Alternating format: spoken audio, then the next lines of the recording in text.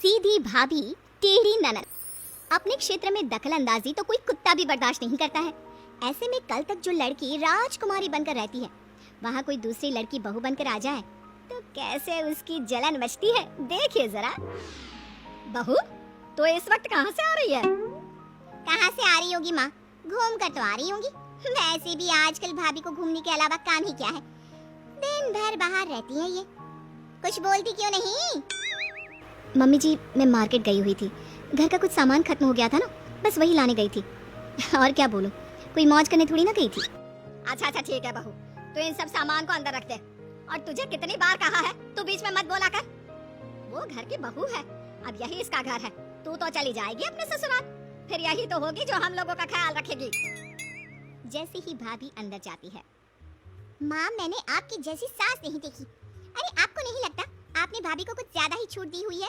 भाभी का जब मन करता है तब अपने मायके चली जाती है, जब मन करता है तब वापस यहाँ आ जाती है। इन सब चीजों का ख्याल तुझे रखने की जरूरत नहीं है। ये सब सोचने के लिए अभी मैं जिंदा हूँ, तू सिर्फ अपने बारे में सोच। माँ आप समझती क्यों नहीं?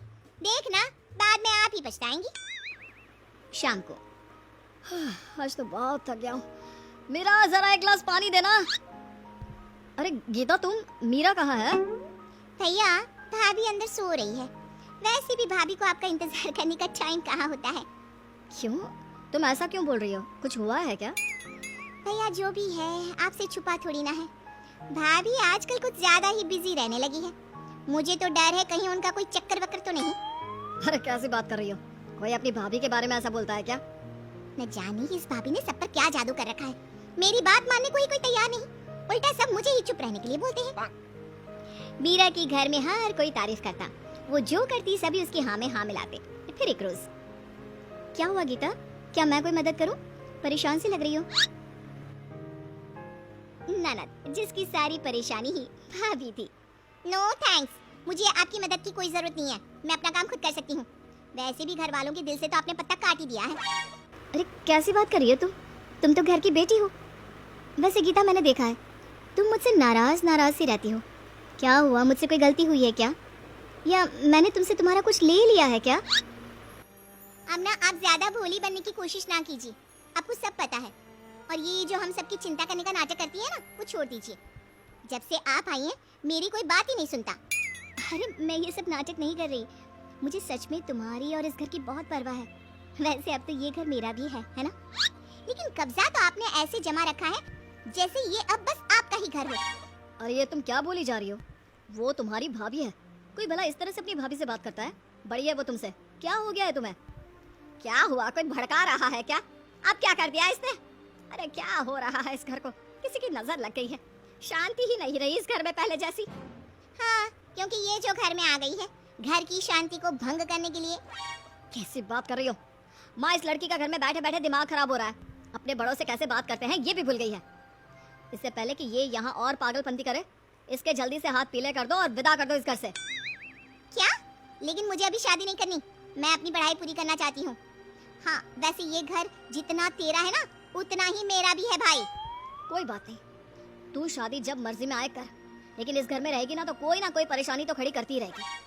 माँ देखिए ना भाई कैसी बात कर रहा है, समझाती क्यों नहीं हो भैया को? अरे तेरा भाई सच ही तो बोल रहा है, तू घर में रहकर सिर्फ भड़काने का काम करती है।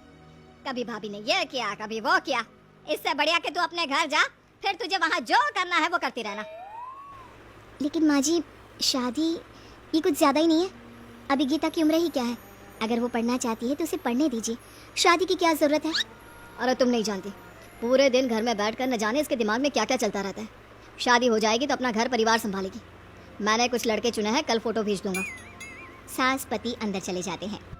देख रही है क्या हो रहा है इस घर में? अब मैं क्या करूं? सब आपके कारण हुआ है। मेरी जिंदगी खराब करने में क्यों लगी हो? मेरी पढ़ाई भी पूरी नहीं हुई अब तक। अरे लेकिन मैंने तो किसी को कुछ नहीं कहा, सब तुम्हारे सामने की ही तो बात है। अब तो ननद भाभी से और भी नफरत करने लगती है। वो सोच लेती है कि वो उसे घर से निकाल कर रहेगी। फिर एक रोज, बड़ी आई है मुझे घर से शादी करके निकालने वाली, अब देखो मैं क्या करती हूँ। रात को, सुनो ये कौन है? तुम्हारे पर्स से इसकी फोटो निकली है। मुझे नहीं पता कौन है, और ये फोटो मेरे पर्स में कैसे आ गई?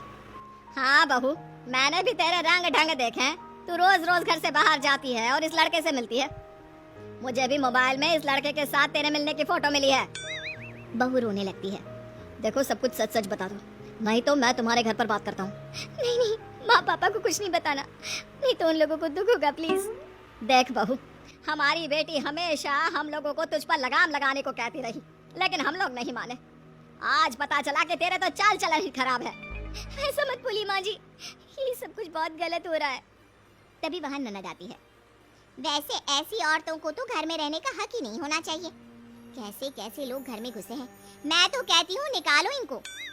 हाँ और क्या, जब कोई और ही पसंद है तो उसी के साथ जाकर रहो ना। बहू ननद की ओर देखती है जो उसे देखकर हंस रही थी।